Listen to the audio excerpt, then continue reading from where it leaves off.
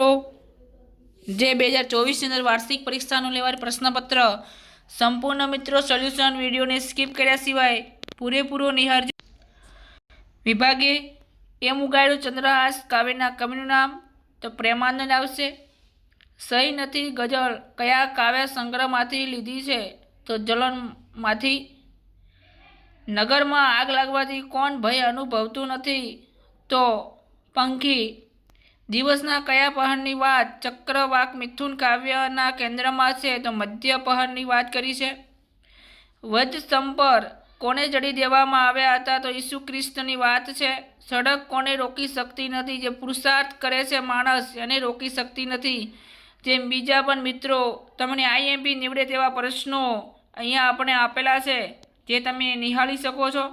બરાબર। નાવિક રામને ઓડીમાં બેસાડવાની કેમ ના પાડે છે કેમ કે એના તમને પણ ખબર છે કે એના રામના ચરણ સ્પર્શ થશે અને પોતાની જે નાવ છે બરાબર જે એક પાષાણ જે સ્ત્રી બળી જશે પાષાણ એટલે પથ્થર આપણે વાત કરી છે।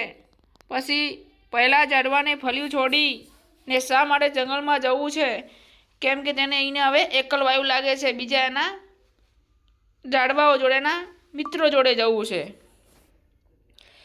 ભજન કરે તે હારે એમ કવિ શા માટે કહે છે ચેપ્ટર 17માં છે। કવિ કોનો ભાગ જુદો કાઢવાનું ચૂકી ગયા શા માટે તો ચેપ્ટર 21માં છે। સહી નથી ગઝલનો કેન્દ્રવર્તી ભાવાર્થ સ્પષ્ટ કરો એ ચેપ્ટર 23માં છે।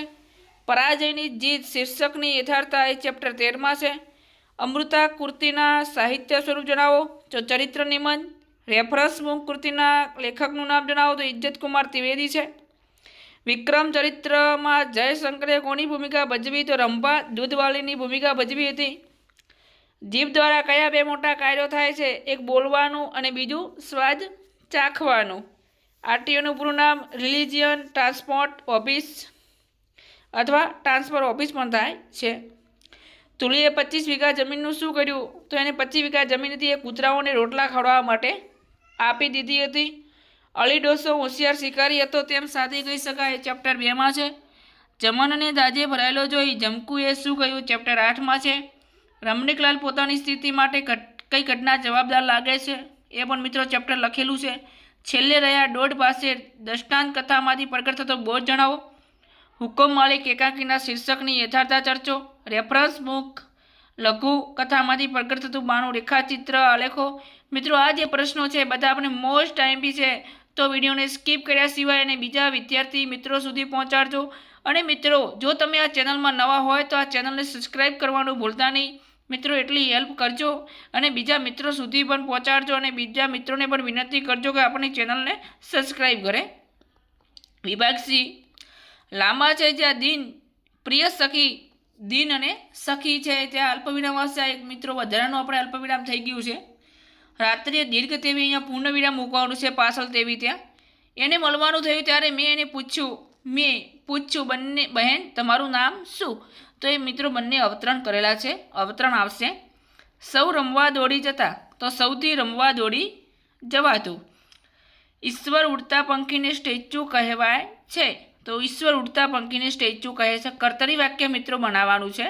પંખીને તોખો ન થાય તો અહીંયા વાત કરી છે કે પંખીને તોખો શો થાય શો આવશે। નીલુને બહુ દુઃખી કરી અરે રે નીલુને બહુ દુઃખી કરી આવશે। સંશોધન કાર્ય શાસ્ત્રીજીના પ્રિય કાર્ય હતું તો નાની જગ્યાએ મિત્રો નું મૂકવાનું છે। કારી ન ફાવી યુક્તિ સફળ ન થવી। અનુવાદ અને સમાધાન એની સામે પણ મિત્રો અનુવાદ તો તર્જુમો ભાષાંતર સમાધાન આદર સન્માન સમીપ તો દૂર આવશે। કૃત્રિમ તો કુદરતી આવશે। ખોરડું તો ભીતનું ઘર જે માટીનું ઘર છે એની વાત કરી છે। ચાબુક તો એક સોટી ચામડાની હોય કે સૂતરની સોટી હોય। પછી વેલા એટલે સમય અને ઓથ એટલે આશરો કે સહારો થાય છે। હવે એમ જ લાગ્યું કે હું સ્ત્રી છું કે અને ત્યારે એ મિત્રો સંયોજક આવશે। સંયોજક તો આપણને ઊંઘમાંથી પૂછવામાં આવે તો એ મળી રહેશે। પછી પોસ્ટ ઓફિસ વાક્યની વિભક્તિ તો એની અંદર પોસ્ટ માસ્ટરની આવશે એટલે ષષ્ઠી વિભક્તિ આવશે। એક ગેટવાળી શેરીમાં રહેતો એ એટલે પ્રથમ વિભક્તિ આવશે। શિક્ષિત તો એની જોડણી અહીંયા લખેલી છે. રિસેસ તો રિસેસબ. મિત્રો એમાં કોઈ પણ પ્રકારનો ષટકોણનો સ કે સરનાઈનો સ હશે ને રિસેસમાં બધા સ પાછળના બંને છે સસલાના સ આવશે. ખાસ ધ્યાન રાખજો.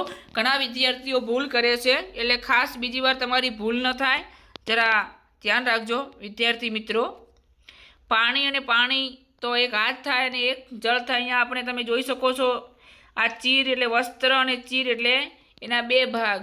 મિત્રો રીસ્વઈન દીર્ઘીમાં ખાસ ધ્યાન રાખજો. આ ચીર વારંવાર પૂછાય છે પરીક્ષાની અંદર.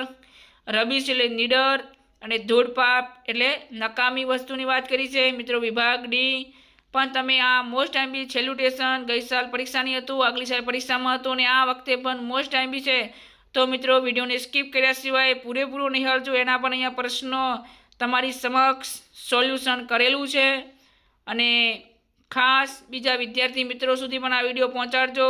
અને જો આપણી ચેનલને એનસી ક્લાસીસને જો સબસ્ક્રાઈબ ન કરી હોય તો મિત્રો સબસ્ક્રાઈબ કરવાનું ભૂલતા નહીં. અને વિભાગ ઈની વાત કરીએ તો અહીંયા વાત કરી છે કે ભ્રષ્ટાચાર એ શિષ્ટાચાર.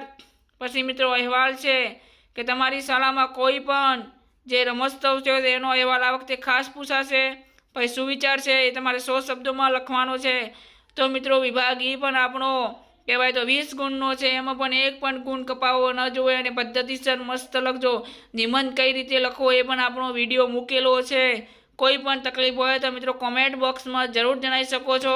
જય હિન્દ, જય ભારત.